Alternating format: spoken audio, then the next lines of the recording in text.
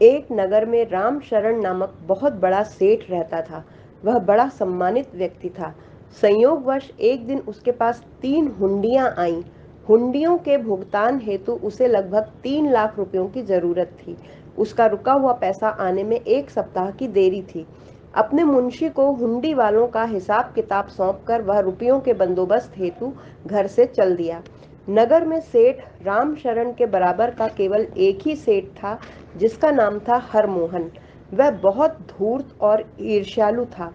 रामशरण को इस बात का पता था, लेकिन उसके सिवाय कोई दूसरा ऐसा व्यक्ति नहीं था जो 3 लाख रुपए एक साथ दे सके। लाचार होकर रामशरण हरमोहन सेठ के यहाँ गया और 1 सप्ताह के समय पर 3 लाख रुपए उससे उधार मांगे। हरमोहन को जब इस बात का पता लगा तो उसकी बाछें खिल गईं। वह रामशरण को नीचा दिखाना चाहता था। उसकी यह मंशा थी कि किसी तरह रामशरण रास्ते से हट जाए तो वह अकेला दिल्ली का नगर सेठ बन जाए। आज हरमोहन को उचित अवसर मिल गया। उसने रामशरण से कहा, सेठ जी, आप हमारे यहाँ पहली बार ऋण लेने आए हैं, इसलिए हम आपसे सूद वगैरह भी नहीं ले सकते।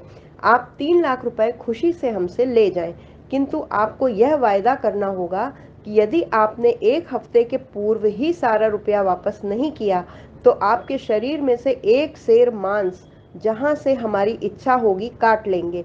यदि इसमें आपको किसी प्रकार की कोई आपत्ति हो तो अभी कह दें, अन्यथा फिर कुछ नहीं सुना जाएगा। यह शर्त सुनकर रामशरण का माथा ठनका। वह हरमोहन के इसी तरह के कई निर्दयतापूर्ण कारनामों का हाल सुन चुका था, लेकिन यह सब होते हुए भी वह रुपया लेने को मजबूर था। उसे उम्मीद थी कि हफ्ते के पूर्व रुपया अवश्य जमा हो जाएगा। यह सोचकर उसने इकरारनामे पर हस्ताक्षर कर दिए। रुपया उसे मिल गया, जिसे उसने हुंडी वालों को दे दिया। दुर्भाग्य से रामशरण को बाहर से जो रुपया आ जाने की उम्मीद थी वह न आ सका। इधर उधर से 3 लाख रुपया तथा सूद इकट्ठा करके उसने हरमोहन के यहाँ भिजवाया। उसी दिन हफ्ता पूरा हुआ था, पर वहां तो हरमोहन की नीयत पहले ही से खराब थी। उसने यह कहकर रुपए वापस लौटा दिए कि हफ्ते से पूर्व रुपया लौटाने का वादा था, इसलिए वायदे के अनुसार अब मैं एक सेर मांस लूंगा। मैंने अदालत में नालिश दायर कर दी है।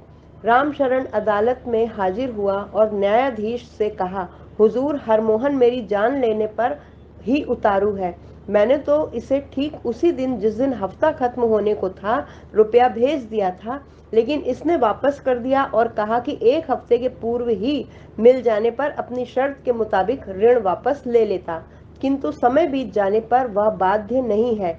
रामशरण ने फिर कहा, हुजूर, अगर यह स्वीकार करे तो मैं अब भी इसका रुपया मैं सूद के देने को तैयार हूँ। हरमोहन ने यह मानने से इनकार कर दिया।